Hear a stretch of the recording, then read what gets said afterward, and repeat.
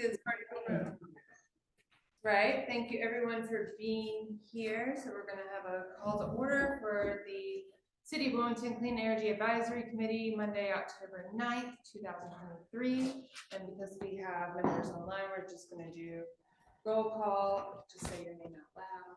Catherine Coleman here. Phyllis Vincent. Valjean Estes. Alan Sullivan. Jessica Cannon. So move straight into the approval of the September minutes. Are there any edits or comments on those minutes? Do I have a motion? Motion to approve. Second. Awesome. Motion has been given and seconded. Do I have all in favor? Aye. Perfect. Aye. All opposed? No one. Okay, those are done. So we're going to transition straight into item number 1, which is to discuss the outreach educational opportunities for November meeting with Jared Patterson. So this is really a meeting before the meeting, which is really great. So I'm going to hand it over to David. Thank you, Kat. Yeah, as we had a lot of recommendations in the task force report, which I just brought some extra copies for us to refer to here tonight or today. You know, I think that's one area we can really improve upon as far as, you know, outreach to and education, not only to perhaps our city leadership, but to our community. So we've reached out to Jared Patterson, our communications director. He wasn't available to come this month, but I think we've got him penciled in for our November meeting. So I just wanted to take a little bit of time, just kind of think about what we want to talk about with him. You know, what direction the committee would make recommendations for in regard to outreach to community at large, or maybe having an opportunity to have a blurb in the city newsletter, which comes out quarterly. The what's the newsletter called again, Diana? The Wave, Current, the Wilmington Current. Yeah.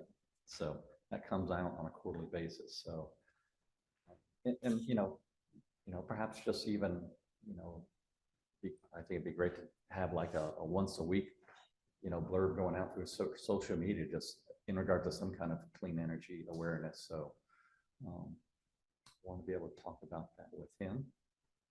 But I just went through the report a little bit previously, and just on like page 21 of the report,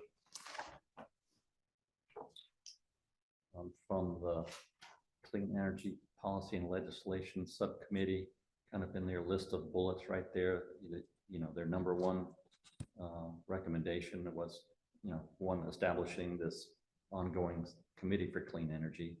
And then that last bullet was just, you know, the committee will assist the city with community engagement, outreach, and education. So, you know, really just kind of following along with recommendations from, you know, from this report. There's, you know, a number of, you know, references to outreach and education to the community. So that's just one highlight that we can, you know, perhaps, you know, share with Jared. Then I think on the next page, page 22, the very last item number 4 there, at the bottom of the page, is community awareness and education. So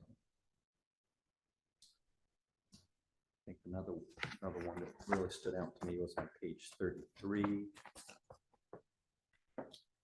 The report. This is from the Social Equity and Community-Wide Adoption Subcommittee, which y'all, yeah, Jessica and Phyllis and Val. That's how the task force was broken up. We, you know, separated into kind of 4 or 5 different subcommittees that kind of focused on different areas, then made recommendations. Yeah, and so this subcommittee made a number of recommendations.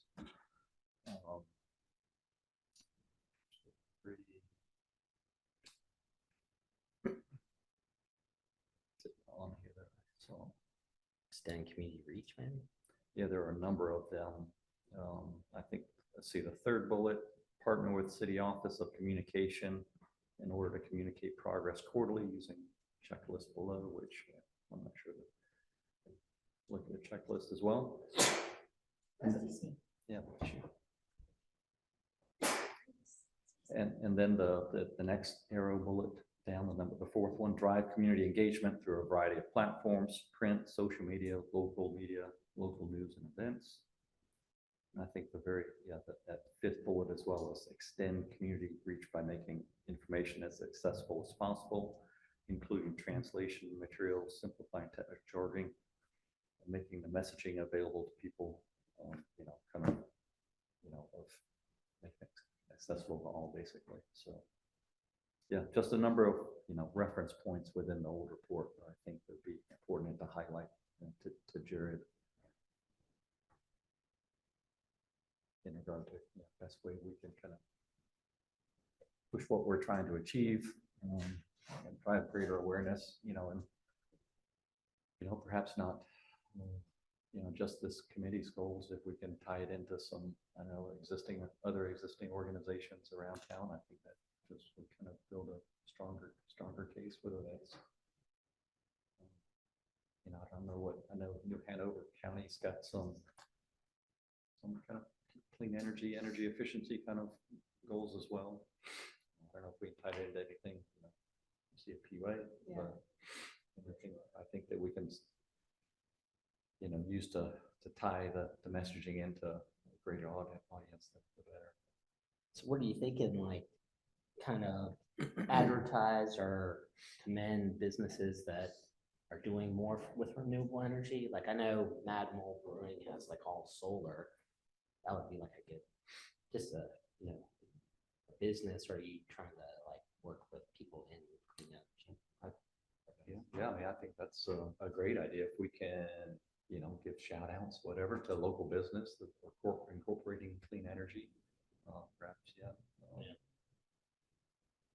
there's there's a number of businesses around the city that have adopted some renewable energy. So let's reach out to them to see if we can highlight some of their stories. Or even just like bicycling too. You could talk about, to bike store owners. I mean, it's a great way to reduce use. Yeah, not necessarily just clean energy. It could be EV infrastructure around town, other places that are adopting EV infrastructure. And I apologize for me asking, because I'm not aware, you guys may have already touched on this, in the past, but I mean, is there any relationships with groups like Wilmington Housing Authority or WARM or other ones that are kind of doing things? So if we know that they're doing things, we're aware of them, or either providing maybe outlets for them to get more information? Sure, yeah. Are we doing those now, or at least knowledgeable if they're doing things? I'm sure, like, it's kind of that department that's working on like affordable housing, within the city is going through this big reorganization right now. They there's like a new person they've just hired to direct that. So I think There may be some things falling through the crack just with change, just as far as knowing if they are doing some things and being able to highlight those and pay attention to them. maybe. Right. So, but perhaps as this kind of new department gets, not totally new department, but reorganization gets settled, be some opportunity for us to perhaps collaborate with them and some of the nonprofits here in town that I know that they're working with those groups from within that department already. So.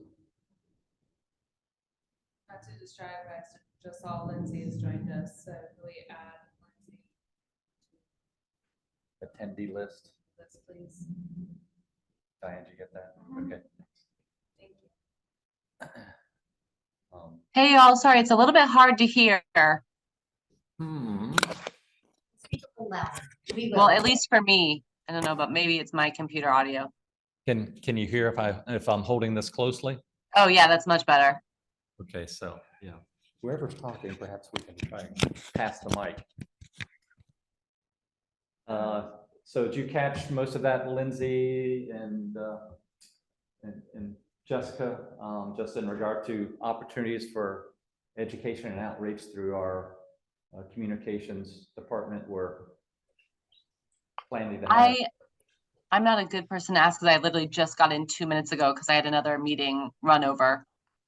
No, yeah, so we're just discussing the opportunity, perhaps to talk with Jared, our communications director, next month. So we're just going over some of the previous recommendations out of the task force report that referenced community engagement and education, outreach opportunities. So just as well Super. as So he's going to come to the next meeting?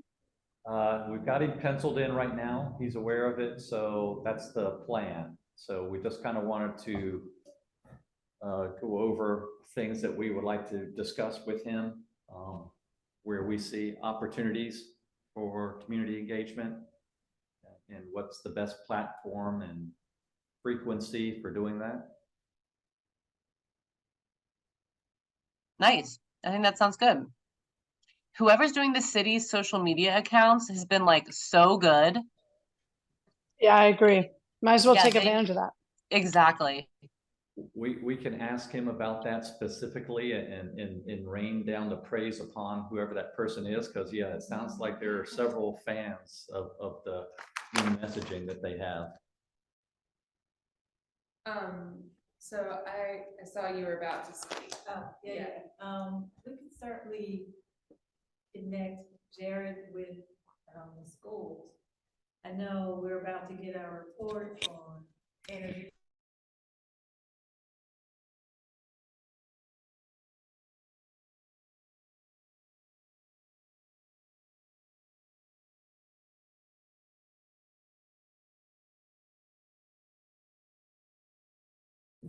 Okay.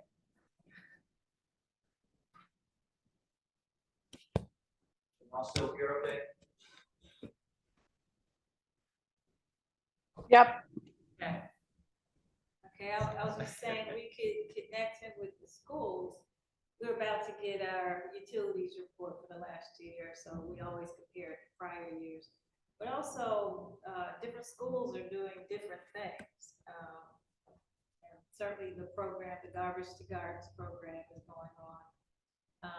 So I think that would be an opportunity for the schools to talk about what they're doing, and just for the district to do so as well.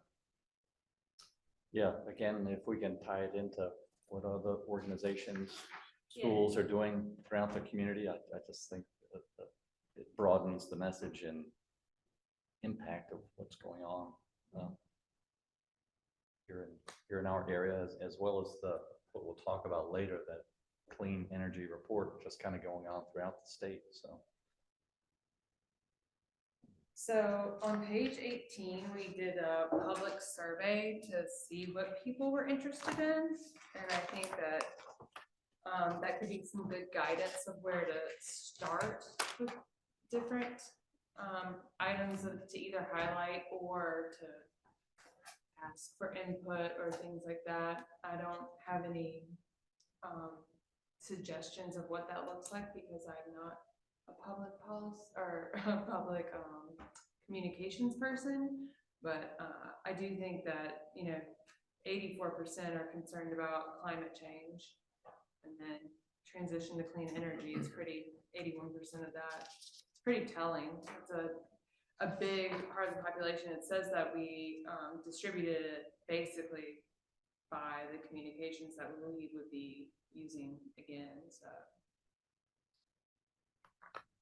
I mean, this was that survey that, they actually helped us push that out. And perhaps we could even look at doing another survey here. That was back 3 years ago now. almost 4. Yeah, so yeah, perhaps it might be worth revisiting that, see if we can do an additional one. Yeah, on page 43, I don't know what this is all in relation to, but that's a partial list of local groups and resources. I don't know which one is would be good to contact Oh, yeah, But you know- that came from the social equity group too. Yeah, so you can reach out to them and see if they're interested in a little blurb about their activities. All kinds of good ones in there. Some of them I see could be updated with some names.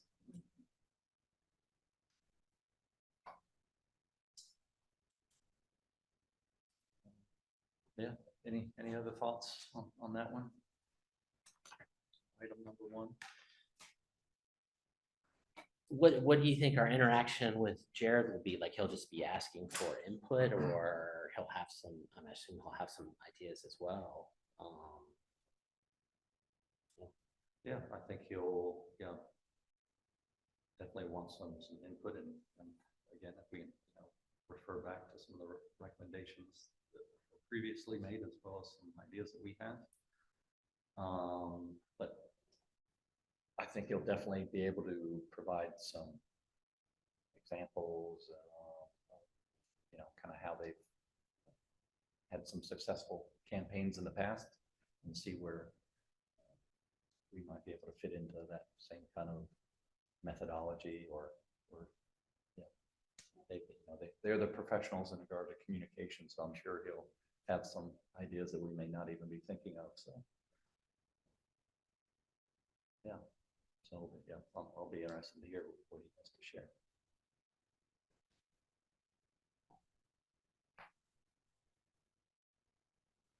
Any other comments, Lindsay or Jessica? I know y'all both brought this up a few times. I don't know if you want us to think about anything in the next month as we go into this meeting with Jared. I was just thinking it'd be good to provide him with a summary of sort of what we've been up to. And, just let him know what our goals are so that we can maximize that hour, or that 20 minutes, whatever it is we have with him. Yeah, we will definitely probably have a little bit of a briefing with him, probably before he meets with the committee, Dave Mays and I. Got it. So, yeah, I'll be sure to provide what we talked about here today, as well as, kind of a summary of, what we worked on last year and kind of what we've been doing here most recently. And I potentially, think it might be a good idea, especially if social media is recommended, which I think it should be, honestly, because all the youngs are on social media and a lot of the youngs are the ones who care about this. But we might want to identify any like gaps in education by the city communications team. Like maybe, they need some like a messaging document that we could hand over just so we, like if this is I have no idea who they are, but if this is a new area for them, we might want to set the tone ourselves on messaging for feedback, just to make sure we don't start seeing like pro natural gas posts or something. Great point, Lindsay, yeah.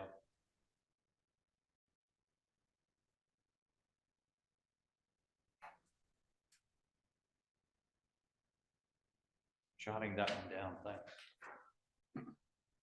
also, I'm not sure if you're gonna wanna highlight the city's move to move to a building that's more efficient. But there could be a second phase component of that, is possibly the buildings that later on may be sold for other companies to come in. If there's maybe some incentives for them to do various renewable or clean energy approaches in that, might be a positive kind of win-win. So not only has the city doing better, but they've also helped improve the infrastructure as part of that. Yeah, no, that's one thing. I've been talking quite a bit with the planning department in regard to, what can they do and, city code and ordinances to incentivize private sector adoption of, green building or energy efficiency, renewables, whatever. So, that's mostly in regard to new construction, but even existing buildings or renovations. Yeah, I mean, is there a way where we can, again, maybe this, if there's like some kind of a regular outreach that we're being able to push with communications, we can highlight businesses that are doing things like that, so. And even Just thinking about a PR. sales incentive component, if they, not saying they're gonna become a lead standard if they're doing that particular building, but if they hit X criteria, then, or, you know, they target that. Just a thought. No. You think, right? I tell you, I love those ideas. Yeah, and if we are reaching out to more community members, it might be good, especially with the information Lindsay has, to be able to push out the opportunities for grants and things like that for solar coming up. Especially as these tax incentive stuff for purchasing energy efficiency equipment for your homes or solar for your homes. Yeah, that it's confusing enough for us that are kind of watching a lot of these grants all the time to identify what and when to apply for things that I can't, and for the private citizen who may not necessarily even have any idea. Yeah, that will be a great one to discuss with him as those incentives come out, make people, make the community aware of them. Yeah, so like what other people are doing, what you can do. Yeah, or maybe that's like a follow-up question if you highlight like a organization or a company, kind of like the end question, or it's like, how can the community get more involved, or how can they take advantage of this, or how can they Yeah. support this? Yeah, just being able to take advantage of all these incentives that are coming up. Duke Energy right now has one for rechargeables, where they're providing the incentive to actually put in a recharger to your house. They don't cover the full cost, but there's components of that that they are covering. I'm not sure how widely known that is right now. Yeah, I'm sure it's not very widely known. In fact, there's incentives that the city can apply for putting in some EV charging infrastructure, and I wasn't even aware of it. And my Duke had never told me about it. I just happened upon it as I was looking for Duke Energy programs, and yeah, it's like, oh yeah, David, you can apply for that. So as we're about to put in a couple charges over here at the convention center that will be applying for those Duke rebates on. So hope we'll recover some of those costs. So yeah, I think, I'm glad someone brought that up, awareness of all of these state, federal, local incentives for energy efficiency. That'll be a great one to push out. anything else? All right, let's move on to item number 2. This one has no committee action, but it's a huge accomplishment that was done a little bit behind the scenes. So I'll hand it over to David to talk about our letter of support. Yeah, well, it definitely came from Lindsay, one of your suggestions, as you talked about the Solar for All program through the EPA. You made the recommendation that it would be great if the city could provide a letter of support, for that. This grant is through the North Carolina State Energy Office, so they're applying for. Lindsay, have you heard how much they ended up applying for? I have not heard the final number yet. I think they were really trying to dig as deep into the data as they could as far as, potential number of households in the communities. So, but I know they were gonna fall between the 100 and $250 million range. So certainly not more than that. So which will be a historic amount of money coming into the state for solar projects. Yeah, and I was really pleased. In fact, I saw they went on the Squeaky Clean Energy podcast, which is a podcast put out by the North Carolina Sustainable Energy Association, and they were really kind of explaining more about their application, and I was pleased to hear her. I think it was Melissa, one of the co-directors of the Clean Energy Fund, so the Green Bank associated with it. She basically acknowledged that they know they're going to have to heavily, heavily subsidize these systems just because there aren't a lot of financial products that people who would qualify for this program are eligible for, low income, low credit households. are gonna need serious subsidies. So even though it will be like a windfall of money that the state has never seen, certainly there's gonna be a lot of money per system going out the door. So, I think all that is to say, even I would be surprised if they're not going for the full $250 million ask. Yeah, so, yeah, that's a little bit about what the program is, and, you know, the state energy office was, you know, reaching out to local governments across the state for, you know, letters of support, so, we were happy to put this, to our, we've got a advisor to the, city leadership, who's, you know, well aware of a lot of things going on at the legislature level. So she kind of helped us grease the wheels and get this to the mayor's desk. And fortunately, we didn't have to take it to city council as well. The mayor was open to, you know, signing this just as a letter of support for this grant opportunity. So it went. I wasn't sure if it was going to happen, but then all of a sudden it happened really quickly. So I was pleased to see this be signed by the mayor. I think the application at the state energy office, they've already submitted that to the Department of Energy. You know, next steps in the process is Lindsay, I'm not sure if you've heard of when they make announcements as far as when, but I know it's, you know, probably going to be, you know, a few months down the road at least before we hear in regard to applications and, you know, which ones were successful and, you know, how much it's going to be. But even after that step, it's probably going to be about a year-long process that the state will go through in order to kind of map out how the grant program will work. So. This is so great. I'm really excited. That's awesome that got pushed through and we were able to get that in. I think as many letters of support to show community demand for programs like these is really important, just given just some of the chaos at the state level and like with budgeting and funding and everything, just showing that, you know, this is trying to show as much as possible that it's bipartisan, that this is something people feel like is impacting their constituents in a good way is great. So good job on that. Indeed. You know, small successes. I'll take them. Take my wins where I can get them. But yeah, just wanted to share the news that, you know, this was an effort that we kind of did do kind of behind the scenes a little bit.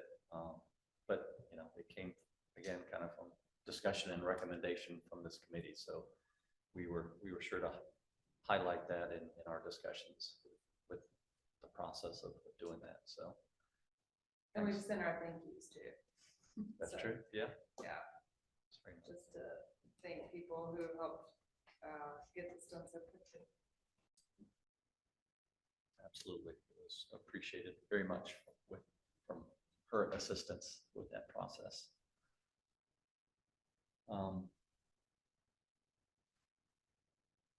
So any questions or y'all want to move on? Hearing none. Let's look at the, so this is the North Carolina Sustainable Energy Association report. That's the same organization that Lindsay just mentioned has the podcast Wiki-Clean. So we're living in a little sim right now, but so this is their report and both, oh my gosh, myself and anyway, we were excited to see this because it had not come across my desk yet to actually look at. So I think it's important for all of us and definitely something that if you're not looking for it, you may not have seen it. Or even if you are looking for it, you may not have seen it. But I'll hand it back over to David. Yeah, I think the report here, it really just kind of highlights and, you know, provides some good data behind clean energy industry here in the state.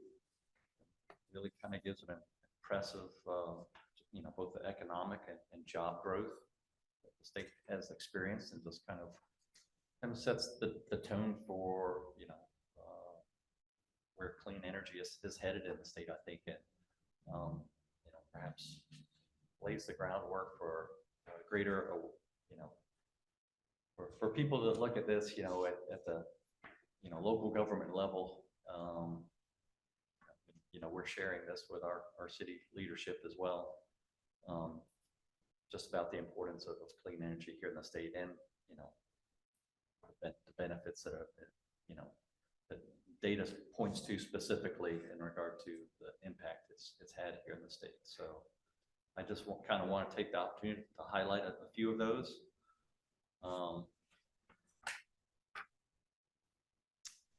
And the things that kind of stuck out in my mind from the report,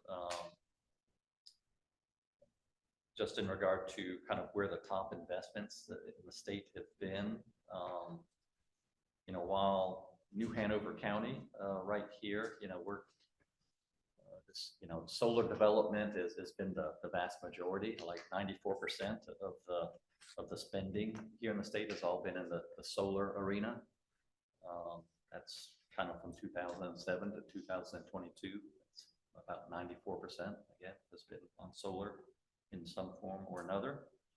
But the top counties are all like three out of the top 10 counties are all kind of in the surrounding area around the New Hanover County, Wilmington area here. So, the very top county was Duplin County with, $928 million spent in that area. And then Robeson, Cumberland, and Layton County were all also in the top 10. So those are all immediately surrounding our area. Again, while New Hanover County isn't part of those, three of those counties are all in the same congressional district. It is New Hanover County. So, as leadership at that state legislature level, is looking at the economic and job growth, and it's like they want their counties to be successful as well. So perhaps that just means greater opportunity and for companies that are looking to move into the state, land, not only here in North Carolina, but specifically to target counties in some of these areas. So You know what it was like about Duplin County that made them so amenable to solar? I think it's a rural county with a lot of open farmland, so a lot of that was probably utility scale solar development. So perhaps you've driven by some of them and you'll see big fields of solar panels. So they're all of that is being delivered to the grid, the electricity grid here in the state. Part of as we look at bringing more renewable energy into the city, a big part of that is what's going into the grid directly, and solar development here in the state is I think the latest eGrid numbers for 2021 I think was the last eGrid numbers that came out, and it's that's I think since I've been watching it, solar has gone up like over 200% as part of the grid infrastructure. But yeah, it's probably like their location close to 40 where there's other like substations or whatever kind of the grid. Like probably like Brunswick County just doesn't have the infrastructure, but it has just as much rural areas. That's my guess. I don't know. Well, in Duplin, there's a big solar field right there on 117 where you take like 140, exit 355. Yeah. So that's the cut through to Goldsboro and then to 95, going around 795. So that whole, it's an economic development area. So a combination of the solar fields and the wineries that have really helped that county immensely. yeah, there's this one map in here.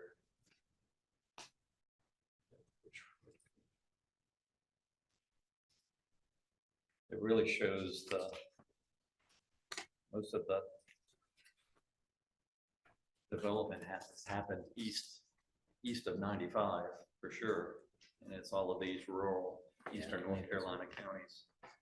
Yeah, you see all the dark blue or you know. Yeah. And all of the counties highlighted in orange. We're all east of 95. So this, you know, provides, you know, it's flat country, you know, good location for large utility scale solar development. The changes in North Carolina farming, Yeah. crops that aren't necessarily being done today, a lot of those are the ones that are being turned over. Yeah, these landowners are seeing they can make good money from, turning some of their land over for solar development. And I think, you know, these cool new projects are showing that that you can still grow some kind of crops in, there's a new term for that too. Lindsay, are you aware that, do you remember what that term is for both agriculture and solar on the same piece of property? Still there? There's a new buzzword in regard to it. Is it agrovoltaics? Yeah, that's the one, agrivoltaic, so, yeah.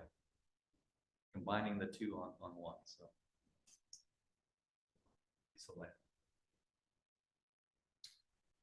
Gosh, what are some other takeaways I had from the report? I think just increasing amount of investment in renewable energy since 2007. It was within the state was like 29.8 million, and then in 2022 alone there was 1.2 billion in renewable energy invested in the state. So just a huge amount of growth. So, you know, not only has solar become, you know, the price to do solar projects has come down over the years. So opportunity and the land for projects here in the state has been available, and it's just, I think, amazing to see the growth, you know, here in the state. You know, and even companies that are moving here to the state with, you know, renewable energy goals and ESG goals, you know, that's becoming a much more favorable climate for these companies to look for setting up business here in North Carolina. Lindsay, had you already seen this report, and did your group have anything to do with it, putting it together? Vote Solar? No, we're members of NCSEA, but no, I actually haven't had time to see this one. But they do great work, and yeah, I think there's a lot of really interesting insights to glean from like the rural development and clean energy, especially.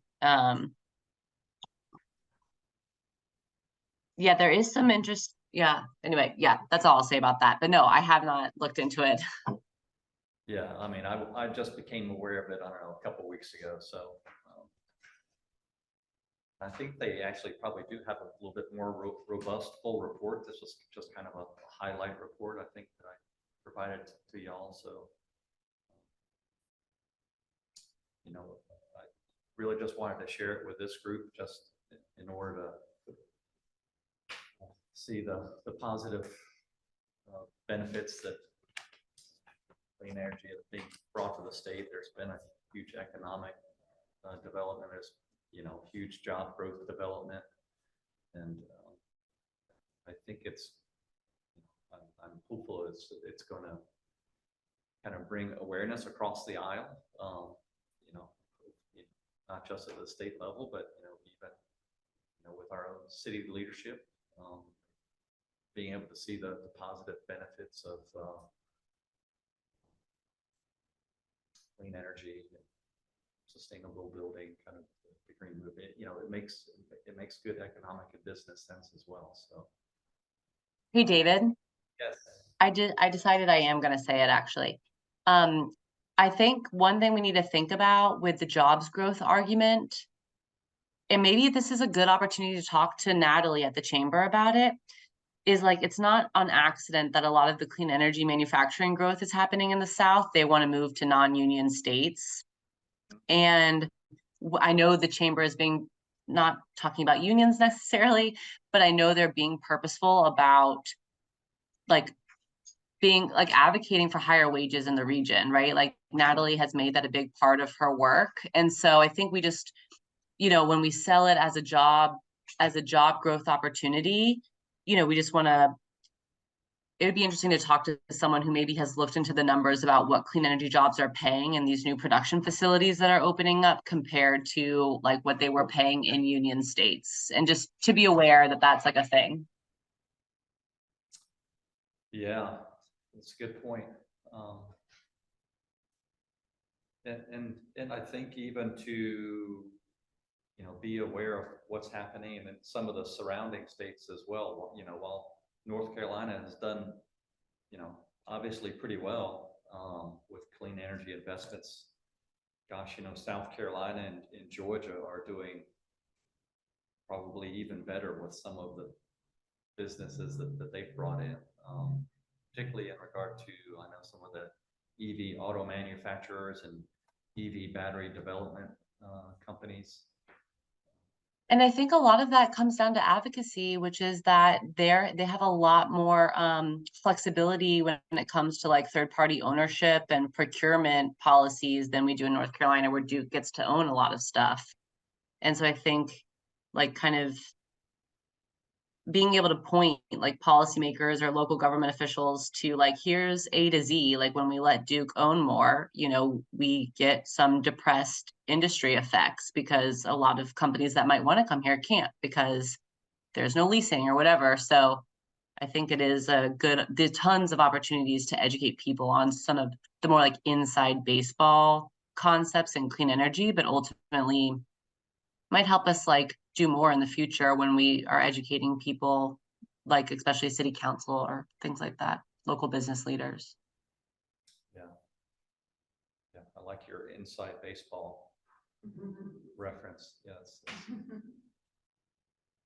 Wants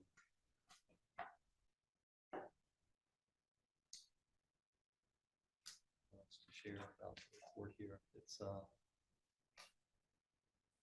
again, if this could be a good one to share with Jared next month too, just in regard to kind of clean energy climate, let's call it here in North Carolina. Be able to highlight the potential positive impacts it could have for our community as we can continue to embrace clean energy within our more local area, and what could be the benefits to bringing in economic development and job growth here.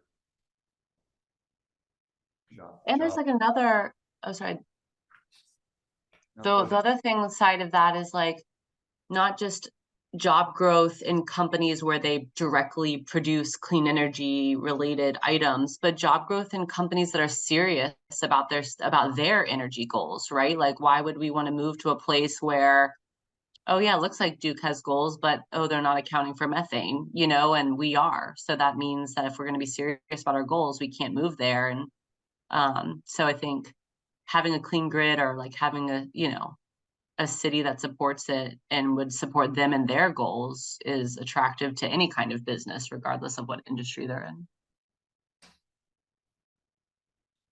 Yeah, great point.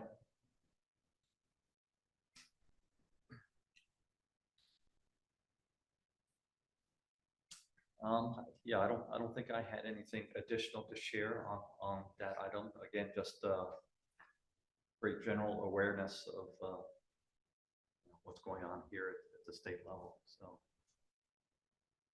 trying to not only keep myself educated about these opportunities, but yeah, make sure it gets in front of y'all too, just for awareness.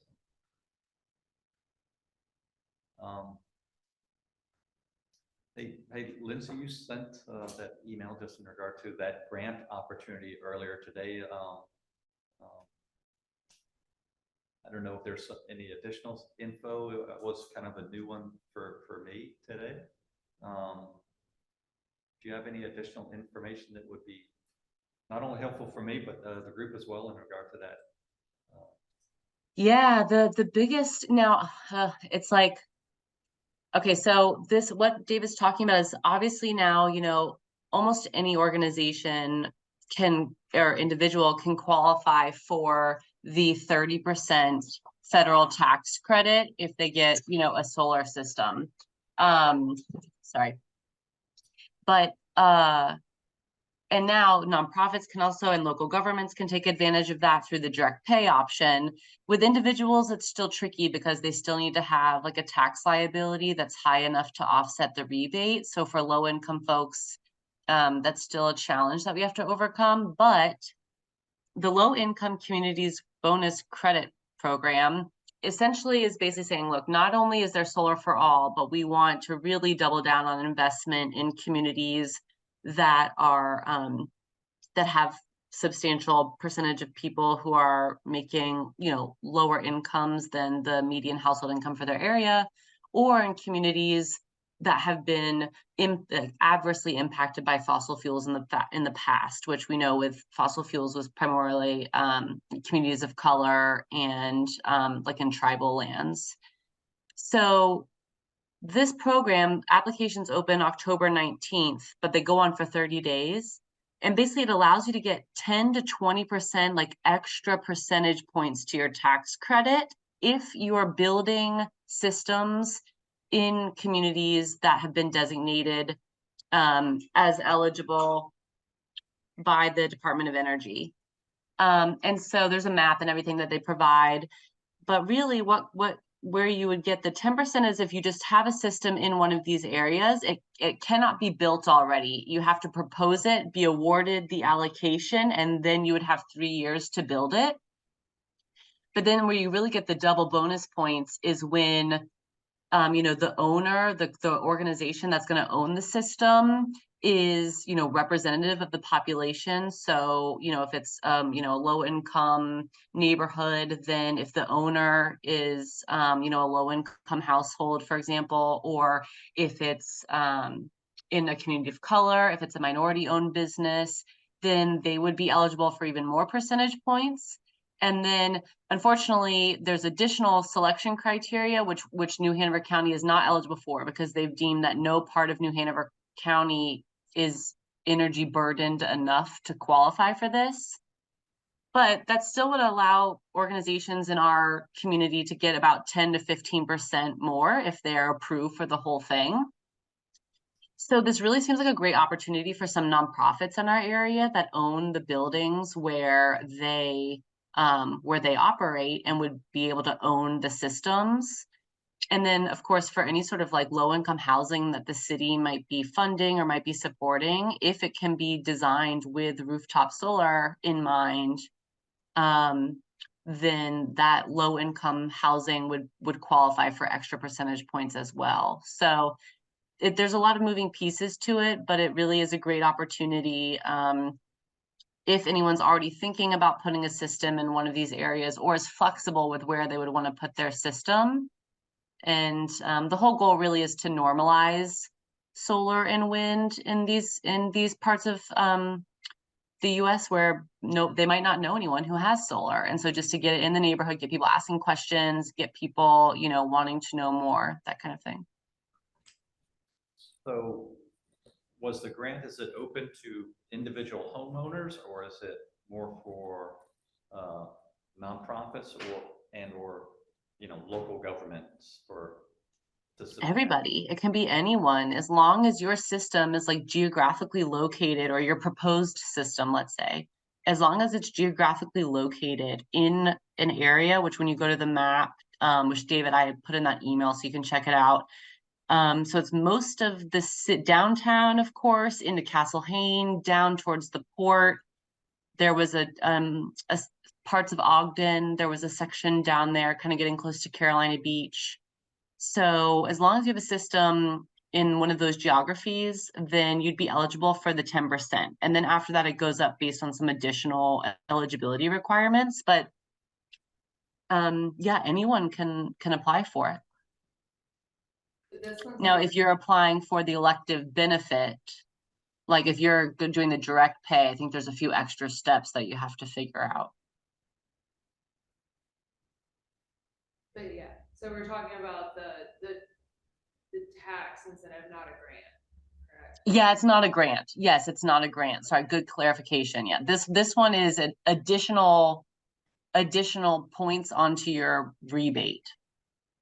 And one of the reason why I asked was because there are some on there that are grants that you can layer that could possibly be more. If you're not in one of these areas that Lindsay's talking about, but if you're in one of these areas, it makes sense to go with the tax rebate. If you're not, you can double down on some of the grants that are coming out and kind of get a lot of money up front that way. So you Yeah. get some money up front through the grant and then possibly also No, they You won't could- let you layer it like that. you couldn't get the tax incentives and the grant. Right. But there are grants that they have allowed you to stack. Yes. And related to that, one of the things the Green Bank, the NC Clean Energy Fund is going to do is a lot of these new financial products will calculate the rebate in. So like, it's almost like you'll get it, you'll feel like you're getting it up front, and it'll just, when it comes in, they'll apply for it for you, and then they'll apply it to the principal. So there is some financial products that can kind of fill that gap. Yeah, those are the kind of things that the community really needs to know about. Yeah, I mean, are there organizations that are gonna help these low-income households with applications? I mean, I think, I've been talking to Robert Parker at Keep Your Solar about it. No, in short answer to your question, I mean, I think this is where like, if there's like a version of legal aid, but like tax aid, I think like, setting up tax clinics or something at like, I was down at Riverfest the other day and there were like tents, like political tents and stuff, and almost like if there was a way to like get a tent to share information as, it might be too late with this particular opportunity, but just getting the word out and having some like, meeting with CPAs and saying like, hey, this is what this is, like can you understand this opportunity and help us get the word out? But yeah, I definitely think it's going to be a heavy lift for an individual household, to be honest. I think this is probably going to be more for nonprofits, low-income housing developers, local, like small businesses, maybe. It's a lot of paperwork. You were mentioning some nonprofits earlier today. Yeah, I mean, any idea of any of this kind of stuff is? I'm Oh, not do you- sure, I'm not aware of the ones here. I mean, I don't have any contacts there where I would talk to them specifically about something like that. No.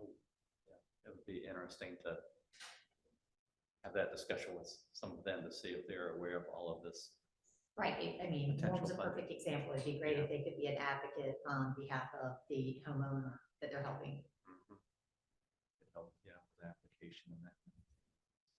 well, I was thinking also, Lindsay, when you're talking about the solar for all and it being low income, just making sure it gets to the people that don't have the money and doesn't go to like a slumlord, because then the low income people never get the benefit of having, rooftop solar or whatever. Yeah, there's all sorts of minefields that they're gonna have to cross, and that was why, like, especially with the state energy office, I know they've been in touch with United Way. And so I thought that's like a great, as a potential deployment partner.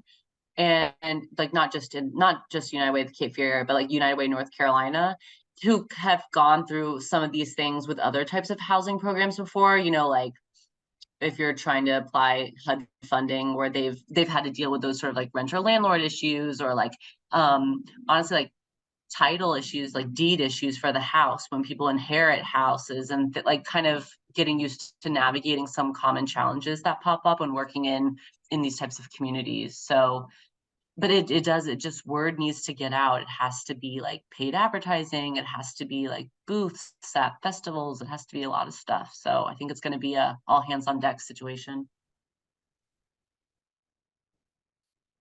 Yeah, I could see a lot of outreach opportunities that, kind of, events and birthday event we have around town, or one that's upcoming is the Fire in the Pines. That's typically an event here in town. Gets a lot of traction with a variety of groups. So in the future, opportunities to reach out to the community through, those kind of. Yeah. bigger- I was bigger watching events. Austin City. I used to live in Austin, but Austin City Limits, which is a music festival that just took place, and they had a lot of organizations out there spreading the word about various things like helping people with leukemia and all that. So it's also a good place if we have it at festivals. All kinds of. Yeah, festivals. I know we did, but Yeah, but look it up for opportunities where we can set up a.